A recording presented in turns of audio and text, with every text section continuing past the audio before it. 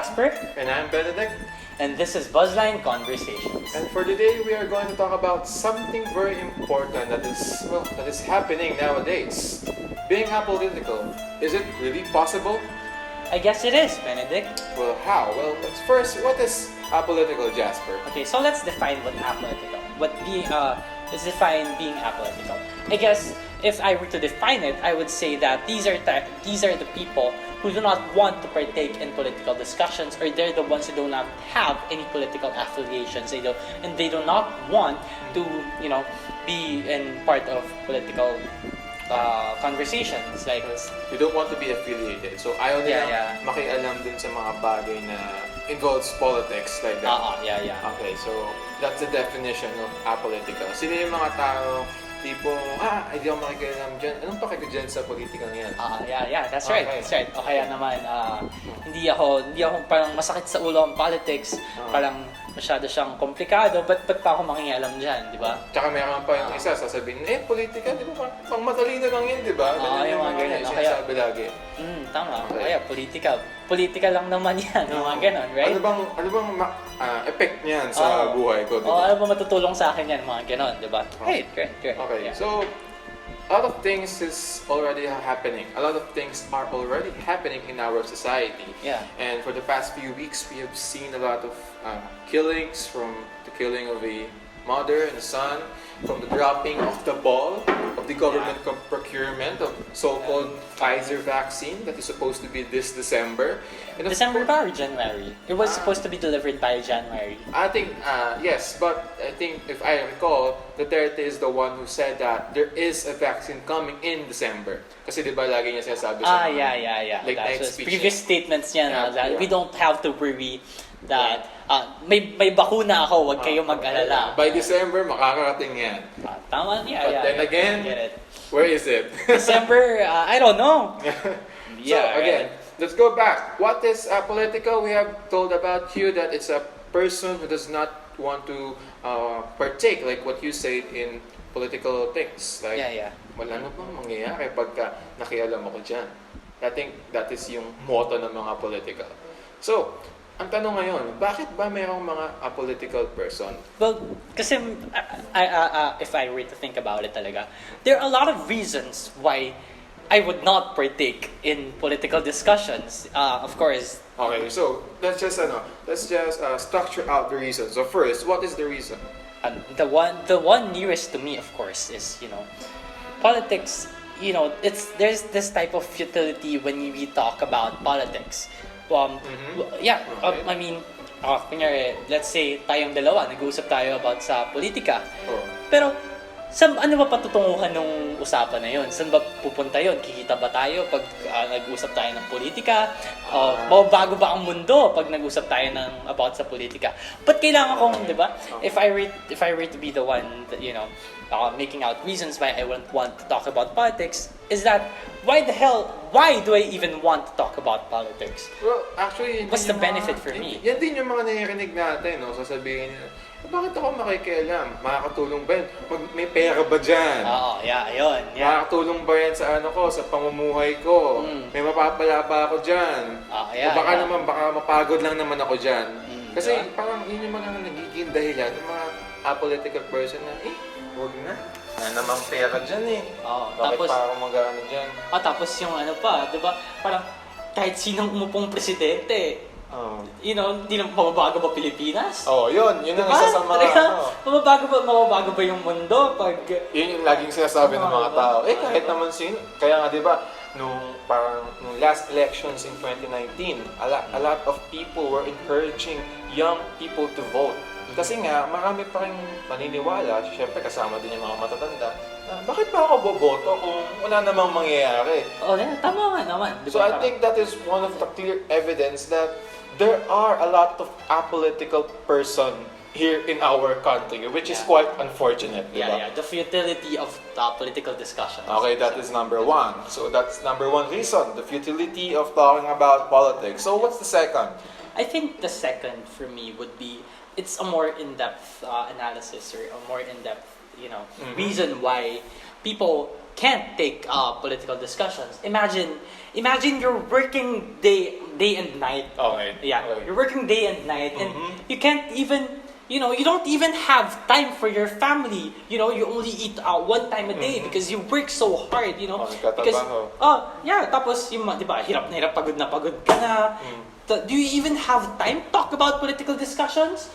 Di ba? Isipin mo, we can't even imagine that kasi hindi naman natin nararanasan yung pagod nila. Pero isipin mo lang, kung imaginein mo, halos buong araw ka nagtatrabaho tapos biglang sasabihin kailangan makipag-political discussions ka or may usapang politika. Di ba parang kung ako yun, ipapahinga ko na lang yun eh. Sabagay. Diba? Kasi, di ba, kung sabi nga ni Jasper, kung iisipin mo yung karanasan ng ibang tao. Kasi diba, karamihan sa ating mga Pilipino nagtatrabaho yan. Like, more than 8 hours a day, minsan may overtime pa. And kadalasan, yung overtime, wala namang bayad. Tapos uuwi ka ng bahay, tapos sasabihin mo, alam mo ba yung nangyari sa ganyan? Alam mo ba yung nangyari sa ganito? So, syempre, ikaw, pagod ka na nga, stress ka sa trabaho mo. Tapos tatanungin ka pa na gano'n, tapos di mo alam. What's even worse is, people, we blame them for being that, For being apolitical. Yeah, we blame them for being, bakit wala kang political stance about that? Bakit, dapat meron. Kasi diba, bilang mamamayang Pilipino, kailangan mo magkaroon ng dapat may pakialam ka diba, doon sa bansa. Parang bayan o sarili lamang. Pero kung iisipin mo talaga, kasi, you have the privilege of the, people who blame, at some point, they have the privilege to actually think. They have the privilege of time, the resources to think, to read, to hear the news about, political discussions. So you're saying, Jasper, that somehow, but not in the full extent, being politically aware or being politically involved in some things is a luxury.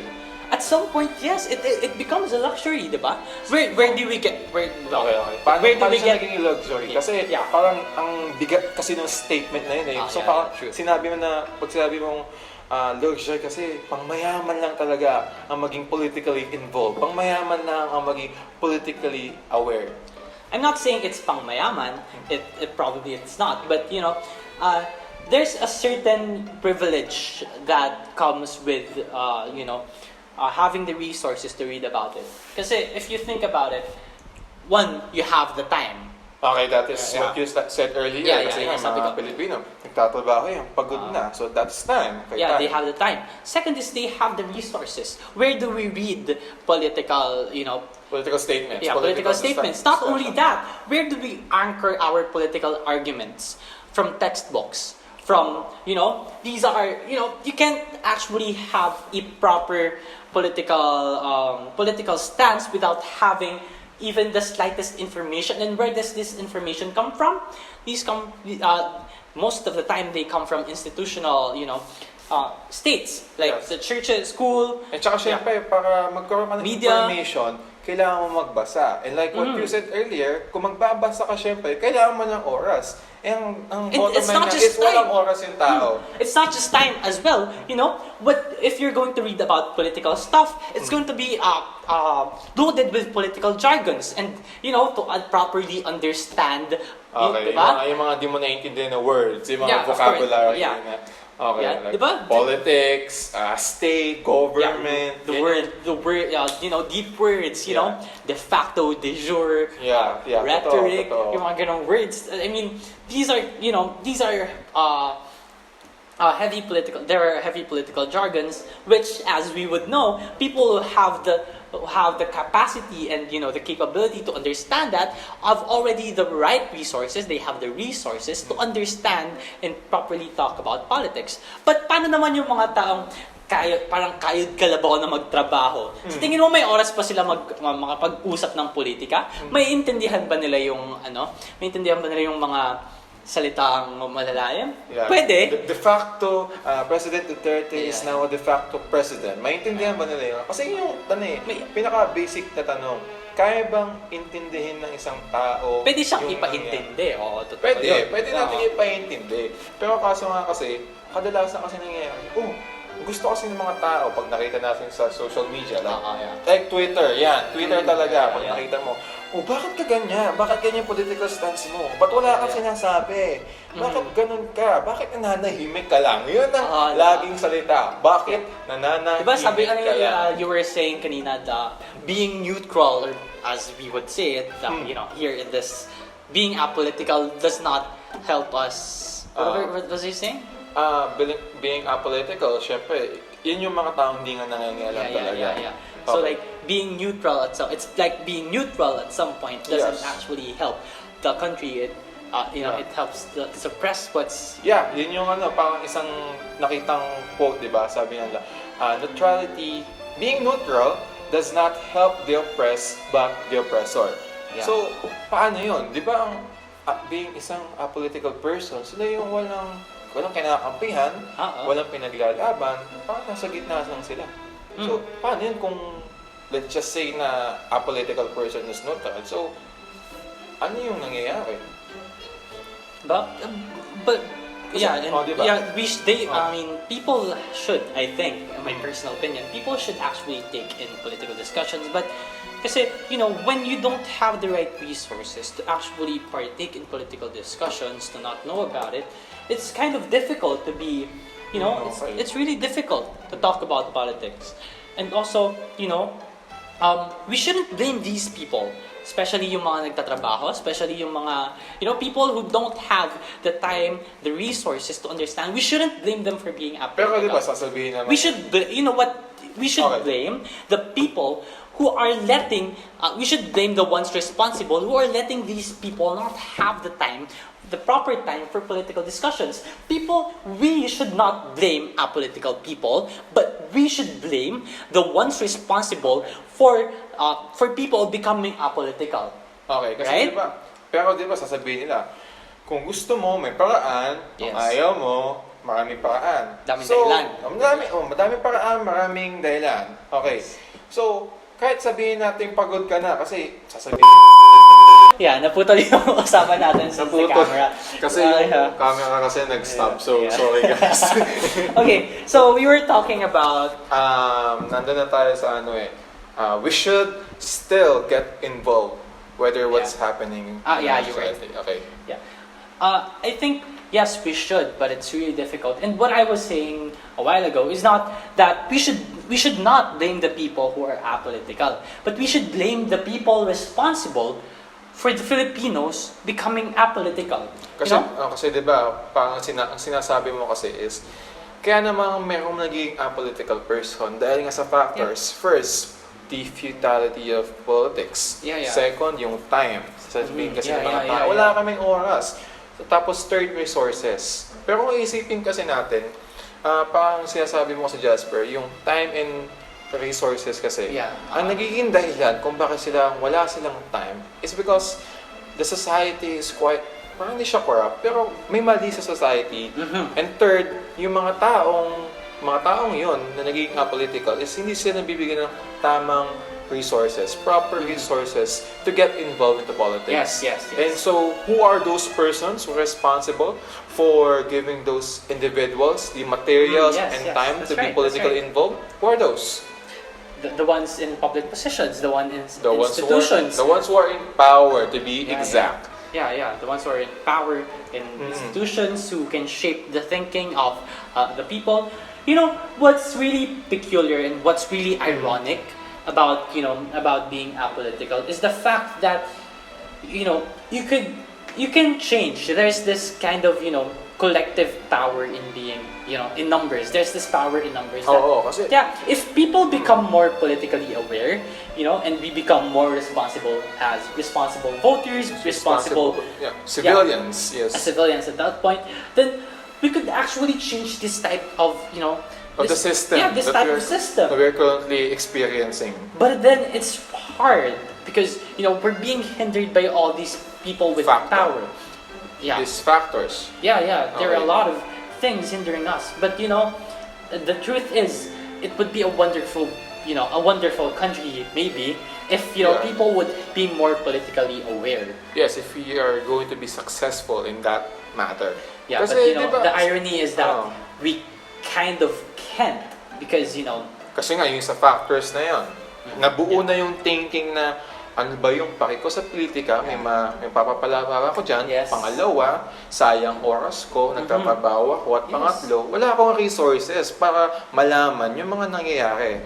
Pero kasi kahit sabihin mo nandiyan yung news, nandiyan yung balita, I mean, it's not enough to get politically involved because there are still some things that you need to know. Mga prerequisite information para talagang ma-involve ka doon sa matter na gusto mong ma-involve sana. Yes. So, in the end, kailangan kasi nating tignan kung bakit merong apolitical persons. Hindi kasi natin pwedeng basta-basta na nasisihin, apolitical yan kasi walang pakiyan. So, ano yung masasabi mo doon, Jazz? Doon sa mga taong basta-basta na lang naninisa. Yun ba yan? Pwede rin, Okay. I think those people lack that proper understanding and knowledge of what the problem actually is. Yeah, that's right. They take political discussions, but they're the ones. I mean, they should be more understanding of the people. And the irony kasi dyan, ikaw na yung politically aware. So dapat mas alam mo kung bakit mayroong ganong tao. Yes, that's the irony. Like, you should be able to understand at some point. If you can't understand, at least sympathize. You give empathy. Empathy. Empathize with the person on why he or she is apolitical. Yes, we should. That's right. Because we can't exactly blame the person that because he or she or they, whatever pronoun you use, they don't want to get involved. Yeah, they don't want to get involved. So the thing is, we shouldn't blame them. Rather, we should educate them instead. We should make them understand why it is important for them to become more politically aware. To participate in this civic duties like voting. It's the most basic thing that you can do. Yeah. Lahat naman tayo, may karapatan tayong bumoto. Yes. But in the end, tingnan nyo kung gaano karami yung hindi bumoboto kada eleksyon. Tapos, pagka tinignan nyo yung numero ng mga hindi bumoto, makikita nyo na, kung bumoto lang itong mga taong ito, it could have changed the results of the election itself. Yes. Diba? Yun yung kasing sayang na mga opportunities na gusto natin kasi lagi, gusto ko ng pagbabago, we want change right now, we want change not tomorrow, but today. Right now, at this moment. But, yeah, that's right. So I guess I think the bottom line here that we are trying to say is that we shouldn't exactly blame apolitical people. Furthermore, we should just understand them. Not just understand, rather, we should also educate them why it's also as important. Why it's also important to be politically aware, despite of course, there will be challenges. There are a lot of people without the proper resources, without the time to understand politics, to partake in political discussions. But we should educate them. Despite that, we should, as the ones who have the privilege of understanding politics. Sabi mo kanila, luxury of being politically aware. We shouldn't blame them for that. Rather, we should educate them. What we should blame are the institutions, the people in power who do not let the people partake in political discussions. We should blame the institutions who hinder people from taking political discussions. We should blame the people, or we should blame the institutions who who are responsible for shaping the minds that shaping the minds of the Filipino people that it's futile to talk about politics, and as people, and as someone who actually has the luxury of being the privilege of politically aware, I should be, I should understand and make a way for people to understand that participation in civic duties and political matters is very important. Sabi nga nung teacher ko before is that to those who are given more, more is expected. So I guess ayun yung kailangan natin bilang mga taong mga woke yun. Is it? Pwede rin. Pero yung mga taong politically aware. May pribilehiyo ng pagkakaroon ng Oras at resources na makipag-usap at makipagdiskusyon tungkol sa politika ay kinakailangang intindihin at pangaralan din minsan o kaya tumulong upang mas maging yung ibang mga tao ay ipaintindi sa kanila ang kahalagahan kung bakit kinakailangan na sumali sa mga diskusyong pangpolitika. Yun. So that's it, guys. I think That's we it, I have guess. hit our bottom line for this Buzzline conversation. Again, we thank you. This is our first episode actually. So yeah. Oh. There's kind of these lapses tas nag-cut pa yung camera. So, if you kind of like this video, you can subscribe to our YouTube channel or click the like button And Facebook, and follow us too on Twitter and Instagram for more updates on Buzzline. Buzzline Conversations.